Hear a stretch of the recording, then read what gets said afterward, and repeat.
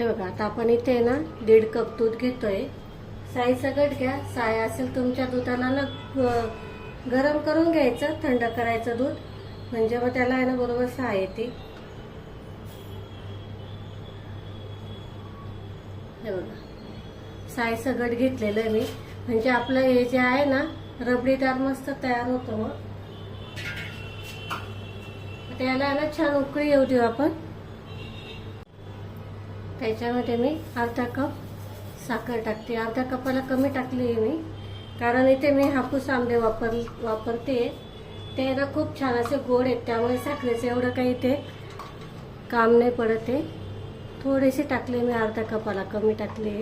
आता हे छान मस्त विरघळून घ्यायचे आपल्याला. बघा, आता इथे ना काही काजू बदाम घेतलेले मी, त्याच्यात ना आपल्याला बारीक बारीक असे पीसेस करून घ्यायचे. बघा, असे बारीक बारीक पीस करून घ्यायचे.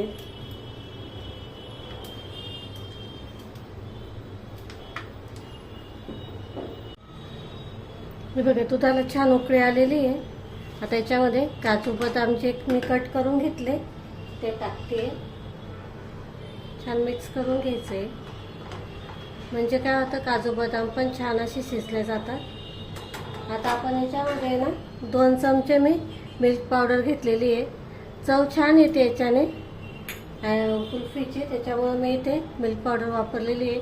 तुम्ही इथे कोणत्याही ब्रँडची वापरू शकतात, तुम्हाला जी अवेलेबल असेल ती वापरू शकतात. नाही वापरले तरी चालते. हे बघा, आता हे छान मिक्स करून घेऊ आपण. आता यामध्ये मी थोडेसे केसरच्या काड्या घालते. चव आणि कलर छान येतो दोघंही, त्याच्यामुळे घालते मी. तुम्हाला आवडत असेल तर घाला, तुम्ही टाका याच्यामध्ये.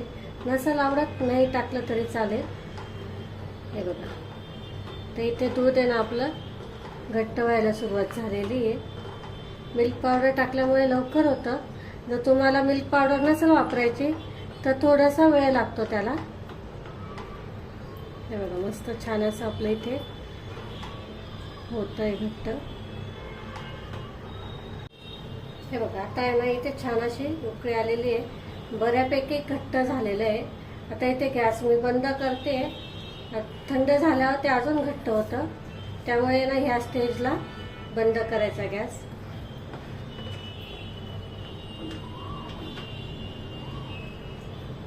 हे बघा, इथे ना 2 आंबे घेतलेले मी, बघू शकता. हे ना हापूस आंबे आहेत, मस्त छान मी धुवून घेतलेत. आता याचा आहे ना हे थोडा भाग जास्तचा कापायचा आपल्याला.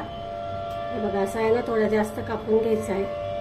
हे बघा, हे जे आहे ना कोयचं साईड आहे ना, ही पूर्ण सैल करून घ्यायची अशी आपल्याला. अलग करायचं, म्हणजे काय होतं की जी साईड आहे ना ती अशी व्यवस्थित निघाली पाहिजे, कोयची साईड.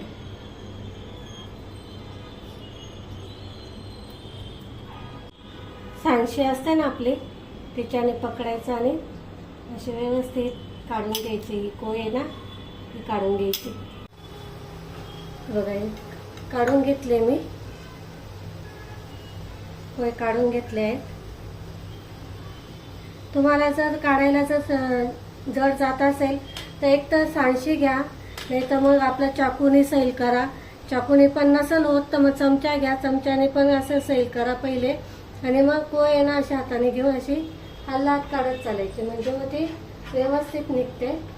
आता आपण हे जे सारण केलेलं आहे हे यामध्ये भरून घ्यायचं आपल्याला.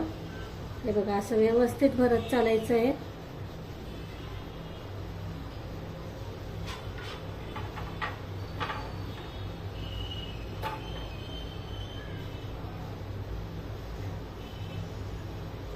हे बघा, याच्यामध्ये मी कोणतंही आपलं कॉर्नफ्लॉवर वगैरे नाही टाकलेलं, फक्त मिल्क पावडर टाकलेली, ती पण 1 ते 2 चमचा टाकलेली आहे, जास्त नाही टाकलेली.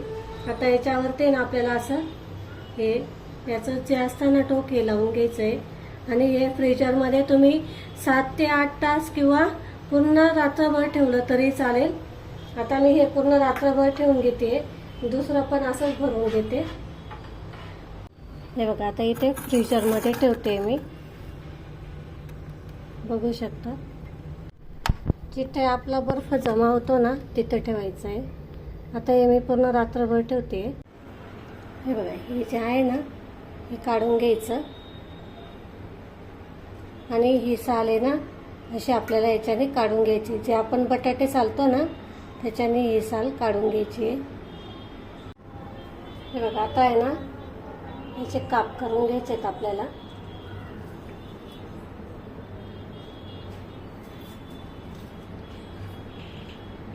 हे बघा, मस्त असे काप होतात ते.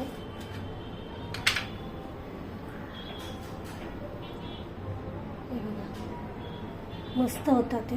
दाखवते पूर्ण तुम्हाला नंतर. हे बघा, मस्त असे काप निघाले ते बघू शकता. हे बघा, छान जाड जाडून निघालेत. मस्त झाली कुल्फी. बघा, छान झालेली बघू शकतात. मस्त. तुम्हाला हवे असेल त्याच्यावरती ना ड्रायफ्रूट टाकू शकतात तुम्ही कापून, पण मी काय टाकणार नाही आता, लगेच खायची आम्हाला म्हणून नाही टाकत आहे. बघा, छान झालेली आहे. तुम्हाला जर आवडले असेल तर लाईक, शेअर आणि सबस्क्राईब नक्की करा. आपण अशाच नवनवीन रेसिपींसोबत पुन्हा भेटू. तोपर्यंत नमस्कार.